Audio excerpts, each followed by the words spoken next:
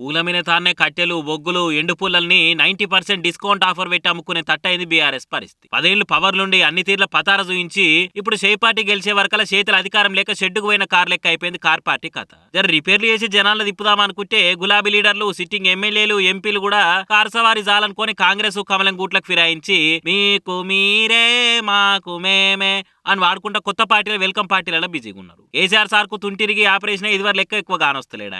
Party మీటింగ్లు, క్యాండిడేట్ల list ఇట్లా ఏ పనున్నా గానీ ఫామ్ హౌస్ కో పార్టీ ఆఫీస్ కో ఓడు తప్ప బయట పెద్ద తిరుగుతలేడు. దాంతో కరడు కట్టిన కల్వకుంట్ల అభిమానులకు కూడా కలదప్పినట్టయి పానం కలకలం అంటున్నది. అందుకే సభ పెట్టి సార్ను పిలిచి మాట్లాడిస్తే సమరోత్సాహంతో సై అంటారు, ఎలక్షన్ల పనులకు ఎనర్జీ చూయిస్తారని అనుకుంటున్నారట. వచ్చే నెల 13 తారీఖు నాడు షేవిలలో భారీ బహిరంగ సభ పెట్టి క్యాడర్ కు కాటన్ల కొద్ది గ్లూకోజ్ పౌడర్ తినిపించినట్టు చేయాలని ఫిక్స్ అయినట్టు చెప్పుకొచ్చిండు BRS working president KTR sir. Lok Sabha ఎలక్షన్లు కూడా ముంగటుండే వరకలా పార్టీని పబ్లిక్ లకు తీసుకుపోయినట్టు ఉంటది. కారు హార్డ్ కోర్ ఫ్యాన్స్ కు జోష్ తెచ్చినట్టు అవుతుందని ఈ ఉపాయం చేసిరట.